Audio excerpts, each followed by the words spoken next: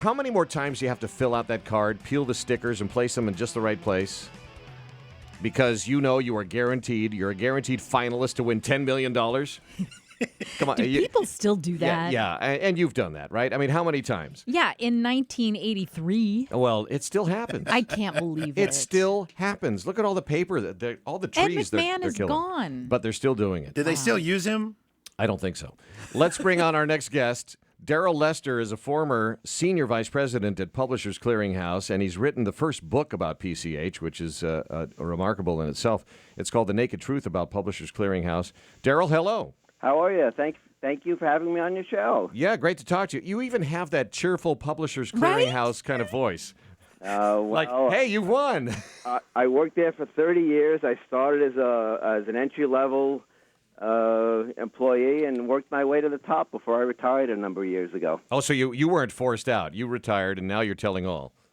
I am. That's exactly true. Okay, good. So that company must have been making all kinds of money to be able to advertise as much as they do, print all that junk that they send in the mail, just to ultimately get you to buy some magazine subscriptions. I mean, is that the model? Is that it? That was the model. You know, it started as a mom-and-pop company in the basement of the owner's home. And believe it or not, it grew to be one of the most profitable private companies in the entire country. Were they always giving away cash? Well, the contest actually started about 10 years after the company started. So it didn't start with sweepstakes, but it eventually led into it. So explain to me how this works. I mean, they're basically magazine subscriptions. Is Publishers Clearinghouse really offering an appreciable discount on those magazines? Yes, we offer the lowest prices you can get on magazine subscriptions. That's our deal with the publishers. With the magazine publishers, they allow us to do that, and it's a good deal for the consumer, and it's a chance to win big bucks. Yeah, big bucks. I mean, what are they up to now? $10 million or doing more than that? You know, I've seen them do $5,000 a week for life, and I've seen them do a bunch of different things. $5,000 a week for life. That's a nice annuity right there. It's not bad. Was there anything else in the model besides selling magazines, perhaps data mining? Well, we invented direct marketing, basically. Everything that the direct marketing industry knows came basically from Publishers Clearinghouse. We were known as the gold standard in the industry. Everybody copied what we did. You know, those good old days are gone. It's not as big a business as it used to be, but PCH is still around and still gives away some money every year. But, for instance, would Spiegel come to Publishers Clearinghouse and say, we need to buy a couple 100,000 names? We actually don't rent our customer list. Oh, good for you. Oh, wow. Or at least while I was there, we didn't rent our customer. Wow. Yeah. He qualifies, yeah. I don't know what's going on in that house now. It's got to be a big customer list, too. Oh, yeah. Oh, yeah. Well, that's a good question, Chris. I mean, how many customers at its peak do you think Publishers Clearinghouse had in the database? Take a guess. I'll tell you the answer. Take a guess, though. 100 million. Well, no. At our very peak, I was going to say had- 15 million. 15 million? Yeah. we had 40 million customers. Wow. Oh. And when you say 40 customers, million consumers who bought from us recently. wow, so The that's, single biggest mailing of the entire year in January was 100 million. wow. So we were basically mailing every single household in the United States. That's a lot of those perforated stickers. A lot of stickers, that's correct. That's a lot of See, envelopes. you hit it on the nose, Phil, because they sent out 100 million, but when he said 40 million, that's people who actually took the bait and bought a magazine. That's amazing. Yes. And so when those 40 million people play along, they're not just buying the magazines.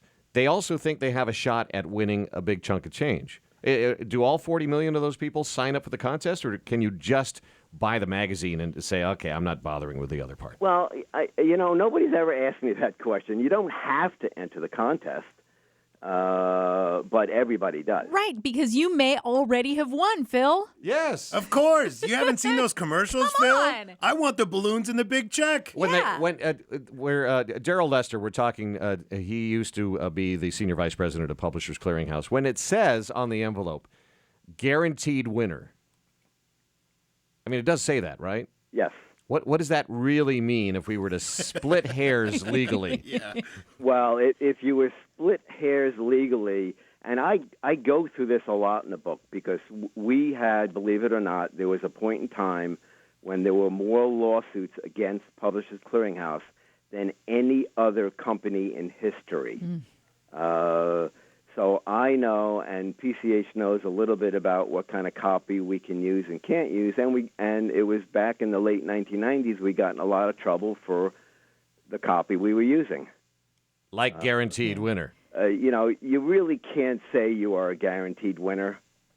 Unless you try to take someone to court and you settle. Yeah. Well, there could be an if statement. You're a guaranteed winner if you have the winning number.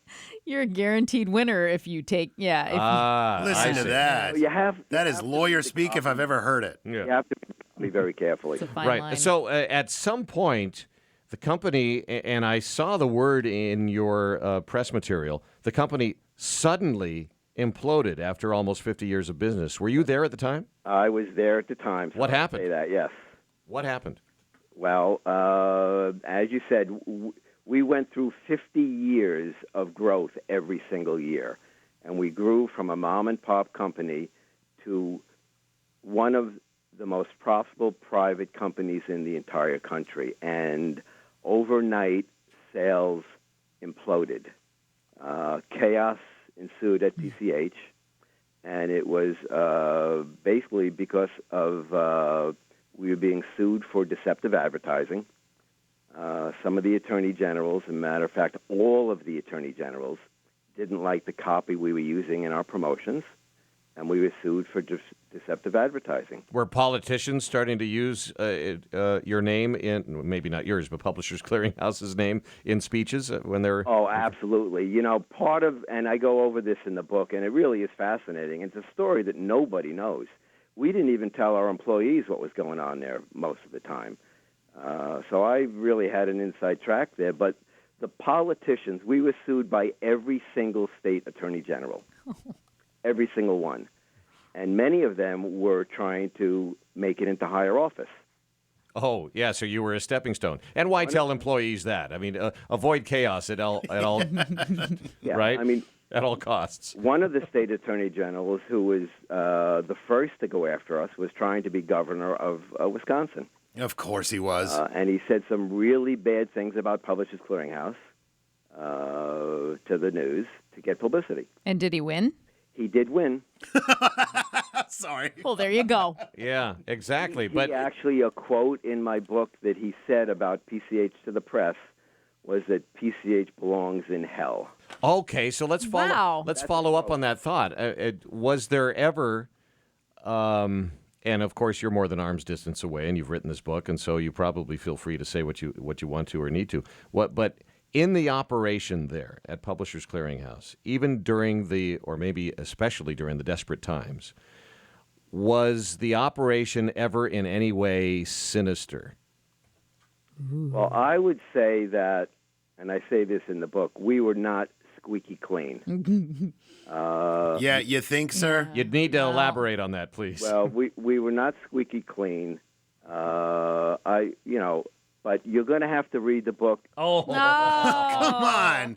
Well, I think we have a hint. If you have all the attorneys general across the country suing you, you're probably not squeaky clean. Where there's smoke, there's fire. Right. Well, not necessarily, but we were not squeaky clean. And I do honestly give the pros and cons behind the lawsuits. And I do conclude, in my opinion, who was at fault and et cetera. And So the bottom line here, sir, is that you sleep on a giant pile of money and you got out quickly.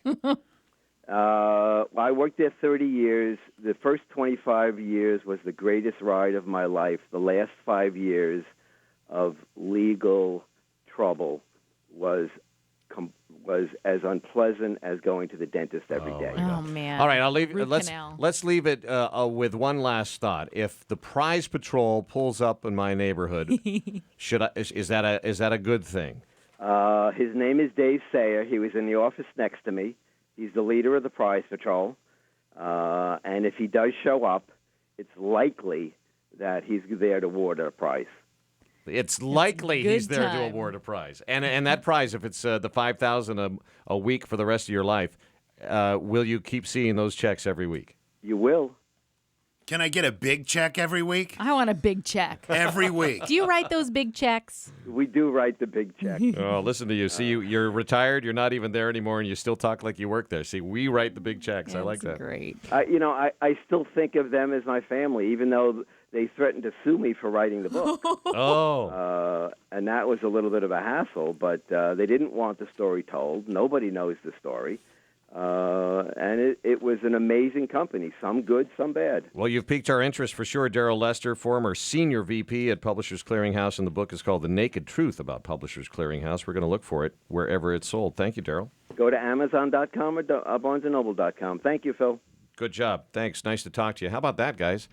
They're still sending out those envelopes. I And the Price can't Patrol's believe still it. out there. But and he's right. Everybody did copy them, and I wonder what type of model that they set up is still applicable. I mean, as far as Who's the modern day entrepreneur that's Right. doing that? You know who it is? It's the little fundraisers you get at school with the little Right. kids. Yeah. They bring back the magazine subscriptions, yeah. right? That's where it's gone to. That's All right. true. Up next, and I'm not sure where this conversation is going to take us. We're going to look at death in a completely different light. You don't want to miss this one on As We See It with Phil Hulett and Friends on KFWB News Talk 980.